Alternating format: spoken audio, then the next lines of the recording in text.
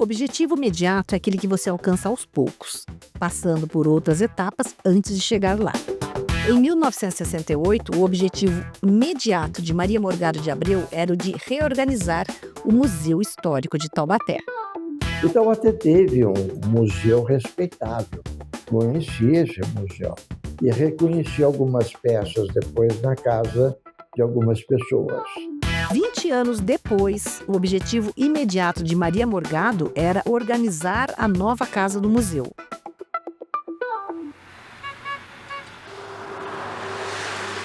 Estamos diante das instalações do novo Museu de Taubaté. Como vocês podem ver, o prédio em estilo colonial. Então já foram vistos vários setores aqui da divisão de museus, patrimônio e arquivo histórico. Em 1988, Maria colocaria à prova 5 décadas de experiência para entregar a maior exposição sobre a história de Taubaté. Esses painéis que estão sendo montados conterão toda a história de Taubaté através de desenhos, textos e todos os eventos significativos da nossa história. Nós estamos em organização, mas depois de tudo pronto, isso aqui vai ficar um verdadeiro patrimônio cultural de Taubaté e do Vale do Paraíba e mesmo no estado de São Paulo. Sobra tudo para Dona Maria Morgado. Olha, ela teve que ver a museologia, a museografia e o acervo que tinha à disposição.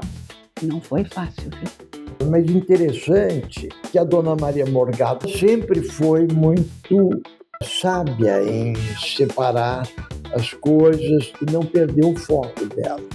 O foco era a história de Taubaté.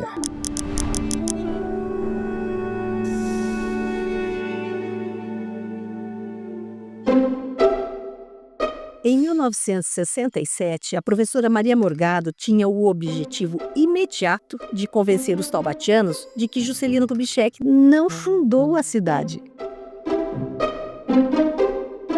Enfrentar o desinteresse dos moradores pela cultura da cidade estava entre os objetivos de Maria Morgado ao coordenar o curso de História de Taubaté e do Vale do Paraíba na Faculdade de Filosofia de Taubaté. A Faculdade de Filosofia de Taubaté sempre foi meio difusa, porque ela tinha que obedecer o currículo mínimo, ao mesmo tempo ela tinha que ter alguma ligação com história local. Então foi aí que entrou a Dona Maria Morgado com essa proposta. E foi uma conquista, né? Naquela época, não existiam publicações pedagógicas sobre Taubaté. Ninguém havia escrito a história geral da cidade. Então, Maria teve que elaborar o suporte didático para os seus alunos. E ela era uma figura bastante conhecida porque ela escrevia, porque não tinha material, não tinha nada sobre Taubaté. Já na área da pesquisa, o curso inovou, chamou atenção e se tornou referência na produção e divulgação de informações atualizadas sobre a cidade. E aí entra uma dimensão interessante que atravessava todo o curso da Dona Maria Morgado, que era a influência de Taubaté. Foi então quando nós fizemos um trabalho de um levantamento da procedência dos alunos que vinham para Taubaté. Eu me lembro de um trabalho, porque naquele tempo a gente não tinha os recursos que tem hoje, né? Mapear a área de influência cultural de Taubaté foi o 4º objetivo imediato do curso coordenado por Maria Morgado. Em tempos de ditadura, MPB e rock and roll, a valorização das coisas de Taubaté parecia não fazer sentido para os mais jovens. Mas, para Maria Morgado, a valorização da cultura e dos símbolos de Taubaté era um ato de resistência. E ela aprendeu isso 30 anos antes, sob a sombra de um ditador.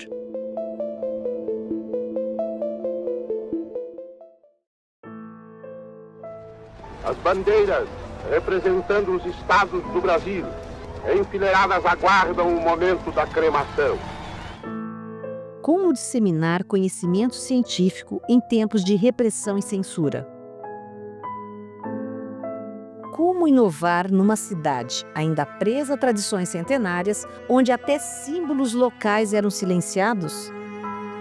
Essas foram questões que Maria Morgado precisou enfrentar para se tornar uma das educadoras mais influentes de Taubaté.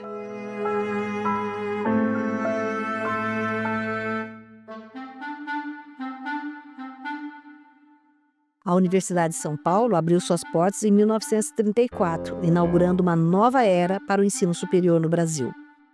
Sob a liderança de um grupo de acadêmicos estrangeiros, buscava alinhar o país ao espírito científico internacional.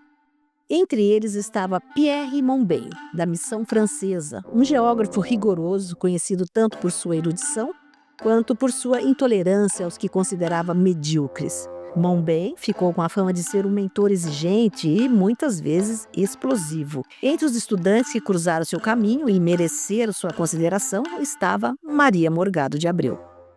Lembro-me perfeitamente da mocinha que conseguiu, sem dificuldades, abrir as portas da seção de geografia e deixou-as fechar atrás dela depois de obter com plena justiça o título de licenciada.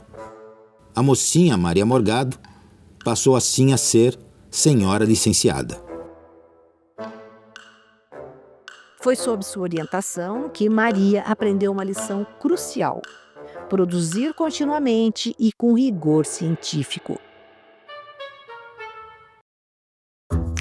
Ele sugeriu que ela começasse com estudos sobre sua própria cidade. Posso sugerir a realização de uma monografia geográfica do município de Taubaté? Tipo de estudo que interessa muito ao Conselho Nacional de Geografia, mas sempre com base geográfica e não como um estudo histórico em si. Para Maria, esse conselho foi fundamental. Ela estudou na USP entre 1937 e 1940, durante os primeiros anos da ditadura do Estado Novo. O ditador, que rejeitava regionalismos, baniu símbolos locais, como o brasão de Taubaté. Abolimos as bandeiras e escudos estaduais e municipais, os hinos regionais e os partidos políticos. Tudo isso se fez visando consolidar a unidade política e social do Brasil.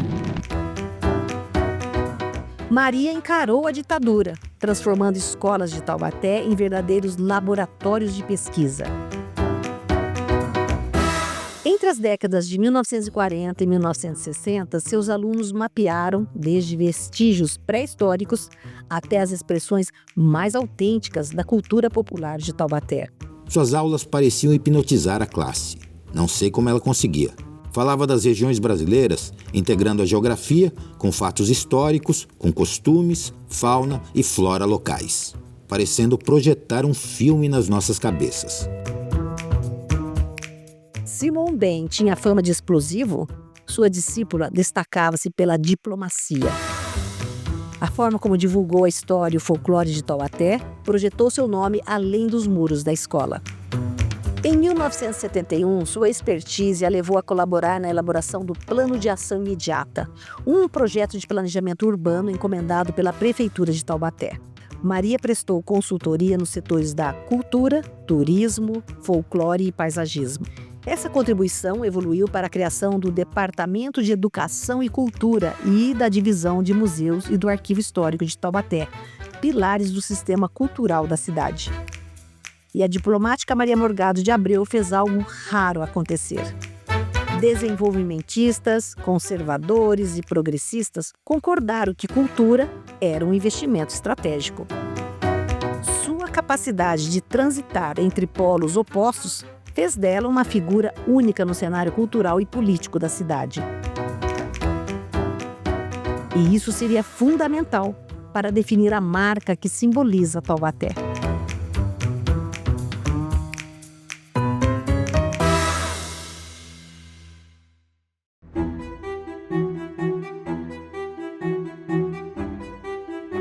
Maria Morgado de Abreu foi a primeira professora de Taubaté com formação superior em Geografia e História. Também foi a primeira a lançar o olhar acadêmico sobre o folclore da cidade. Nascida em 1919, na rua Mariano Moreira, como Maria de Barros Morgado, ela cresceu em uma família tradicional de Taubaté. Desde pequena, conviveu com trabalhadores rurais que animavam o mercado municipal. Essas pessoas tinham práticas culturais invisibilizadas pelas elites urbanas de aspirações europeias. Essa convivência entre tradições e aspirações moldou a personalidade de Maria, dando-lhe uma visão particular da diversidade cultural vale-paraibana. Essa perspectiva foi importante quando presidiu, a partir de 1969, a Comissão de Estudos da Prefeitura para erguer um monumento em homenagem à fundação da cidade. A obra deveria ser inspirada no artigo Taubaté de Núcleo Irradiador de Bandeirismo a Centro Industrial Universitário do Vale do Paraíba. No texto, Maria defende que a cultura taubatiana tinha suas raízes no encontro entre indígenas, colonizadores e negros escravizados, e que a educação criou as bases do desenvolvimento de Taubaté. No entanto, a narrativa que glorificava o bandeirante como símbolo máximo da identidade local era muito forte no imaginário de Taubaté. A heroicização do bandeirante consegue se sobrepor a qualquer outra prática de definição imaginária de São Paulo, né? O termo bandeira e bandeirante ele é sobretudo utilizado na República. É um designativo que se vulgarizou já no século XX mesmo, para ser mais preciso. E o bandeirante, assim como a bandeira, né, se tornou praticamente um sinônimo da identidade republicana dos paulistas. Prefeitos como Félix Guizar e intelectuais como Monteiro Lobato foram ligados a esse partido. E uma coisa do PRP que eles ajudaram a difundir foi o mito e a marca do bandeirante. Um mito e uma marca que devem muito ao historiador Afonso de Toné. Afonso de Toné, da Academia Brasileira, historiador das bandeiras. O Afonso Toné foi designado pelas autoridades do Estado de São Paulo para a direção do Museu Paulista em 1917. O Toné deveria preparar a instituição para as comemorações do centenário da independência em 1922.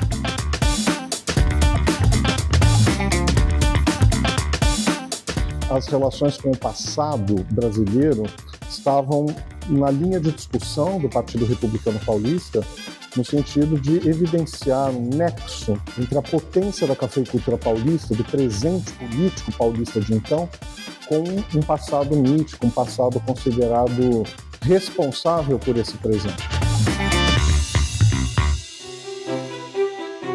Toné proclamou o bandeirantismo como a fase mais ilustre de Taubaté. A elite local concordou e adotou uma criação dele como símbolo oficial do município. Um símbolo que tem origem nas dependências do Museu do Ipiranga. A materialização dessa narrativa de formação do Brasil a partir do protagonismo paulista passa certamente pela decoração da escadaria nobre do museu, a grande escadaria de mármore. O projeto decorativo atual da escadaria é o resultado da ação do diretor Afonso Toné entre 1922 e 1930, quando ele, então, dispõe pinturas e esculturas que indicam novamente que a história do Brasil é uma consequência da ação dos paulistas. Toné gostaria de explicitar que metade do Brasil era uma consequência de São Paulo. E, sobretudo, não de qualquer habitante de São Paulo, mas dos bandeirantes, ou seja, das elites sertanistas. Ele vai decorar essa escadaria também com brasões que representam os municípios dos quais o processo de construção territorial dos bandeirantes se deslanchou, se acelerou, não é? Então é claro que nesse conjunto está, por exemplo, Taubaté, não é? Que é considerada nessa narrativa a cidade matriz do Vale do Paraíba, né? Com o tempo, a marca e o mito do bandeirante ganharam força e representatividade no imaginário brasileiro. Na década de 1960, esse mito foi atualizado como símbolo que inspirava os rumos de São Paulo. O governo do estado decretou uma semana oficial para relembrar e cultuar a memória dos bandeirantes. A prefeitura de Taubaté decidiu que o bandeirante do brasão oficial ganharia um monumento à beira da Dutra. Maria tinha outros planos e contava com o apoio de Paulo Florensano, um homem com prestígio suficiente para denunciar num grande jornal que o bandeirante do Brasão de Taubaté era falsificação histórica criada por Afonso de Toné. Naquela ocasião, o bandeirante ficou sem estátua. Entretanto, a lei que criava o museu e o arquivo histórico, que Paulo Florensano viria a dirigir, foi promulgada. Com isso, Maria Morgado estava mais próxima de convencer a todos que a marca de Taubaté não era aquela.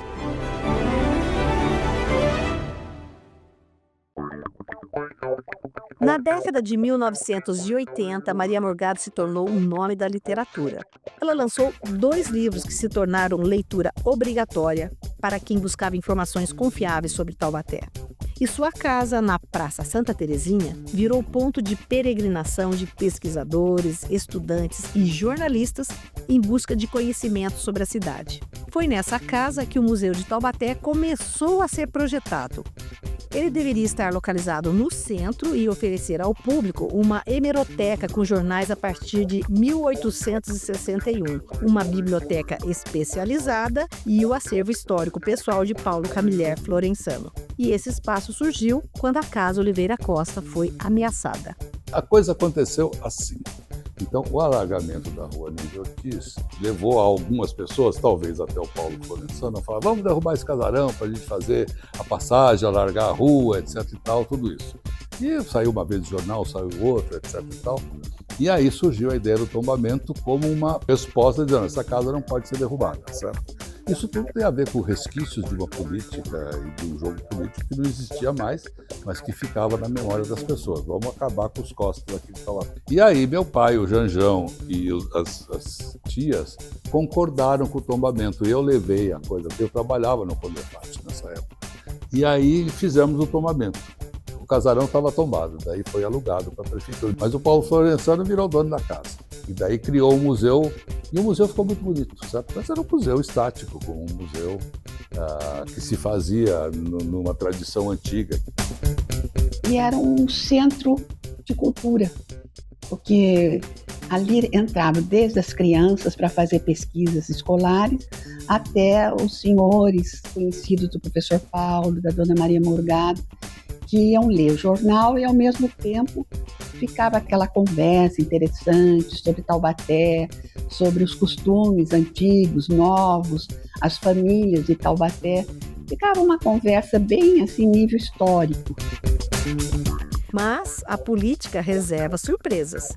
E antes de completar 10 anos, um novo prefeito decidiu mudar o museu do centro para uma nova sede na Vila São José.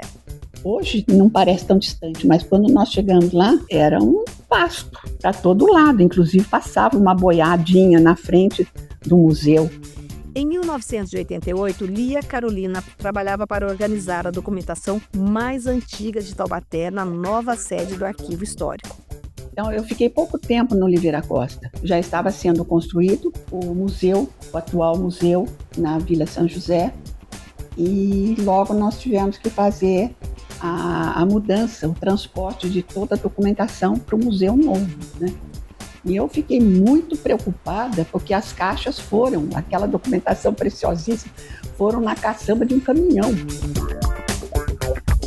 Quando nós mudamos, o museu, o edifício, o atual museu, parecia enorme, parecia que a gente não ia conseguir preencher todas, mas tinha o salão, o maior salão, que era a joia da coroa, era a exposição da história de Taubaté.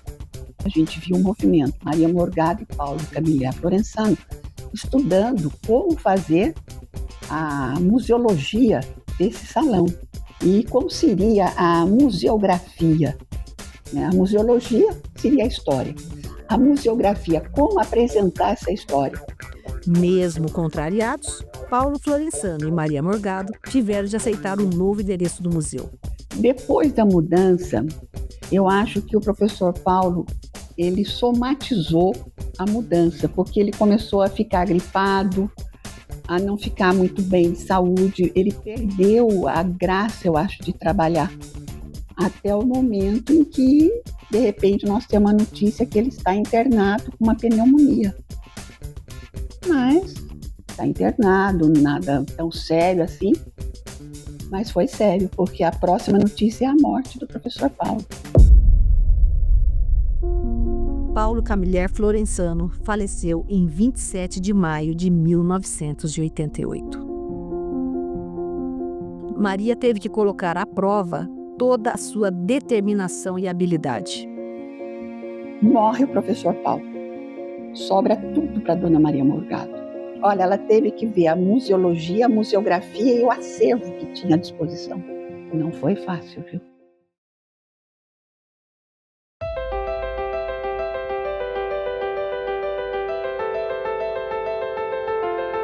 No aniversário da cidade, um novo prédio foi inaugurado, reunindo sob o mesmo teto o arquivo histórico, a hemeroteca, os museus e a exposição cronológica sobre Taubaté, unindo passado e presente em um só espaço. Eu não tive dúvida que a Dona Maria ia fazer aquele trabalho. Eu punha tanta fé, e ponho ainda tanta fé no conhecimento da Dona Maria Morgado, não só no conhecimento, na garra que ela tinha. Que eu não duvidava, não. É muito importante lembrarmos que esse edifício tem o nome, a partir desse momento, de professor Paulo Camilleri Florensano. Nós queremos entregar isso ao povo, para que ele veja para que ele passe a respeitar e mais a própria cidade a qual ele pertence. Em pouco tempo, o museu já recebia entre 150 e 200 visitantes por dia. O jornal O Estado de São Paulo destacou que a atitude da prefeitura em preservar os laços históricos e os valores culturais do povo de Taubaté merecia elogios. Ao caminhar na contramão de outras cidades em acelerado crescimento econômico, mas que negligenciavam sua história, Taubaté dava um exemplo digno de ser seguido. No século XX, Maria Morgado contribuiu para o avanço das ciências sociais, desenvolvendo técnicas de pesquisa e integrando saberes populares com o científico. Como pesquisadora, aplicou rigor acadêmico e clareza textual para tornar a história regional acessível. Eu acho que a pessoa cultural da Maria de Taubaté que eu conheci, a Maria era central. A Maria que pesquisava, a Maria que sabia, a Maria que publicava, etc. Eu sou professor da universidade, fiz mestrado, fiz doutorado. O Paulo Florensano tinha essa linguagem em parte, e a Maria tinha essa linguagem na totalidade. Ela estava em busca do rigor científico. Junto a outros nomes importantes, ela foi essencial na preservação do patrimônio histórico da região. E a cultura popular, permeada por tradições centenárias, tornou-se a verdadeira marca de Taubaté. Felizmente, está havendo maior valorização das nossas tradições, dos nossos usos e costumes. E justamente o que influiu nisso foi a instituição e a compreensão de que o folclore é uma ciência. O conhecimento disso traz a compreensão, traz o amor pelas nossas coisas, nas nossas manifestações folclóricas riquíssimas. Isso aí, antes era achado que era caipira, agora não, agora é valorizado. Eu diria, sem nenhum medo de errar, e a preocupação dela era caracterizar Taubaté e projetar Taubaté. Uma frase que eu acho expressiva, apesar de muito simples, de Mário de Andrade. Nada melhor do que as tradições para retemperar a saúde da alma brasileira.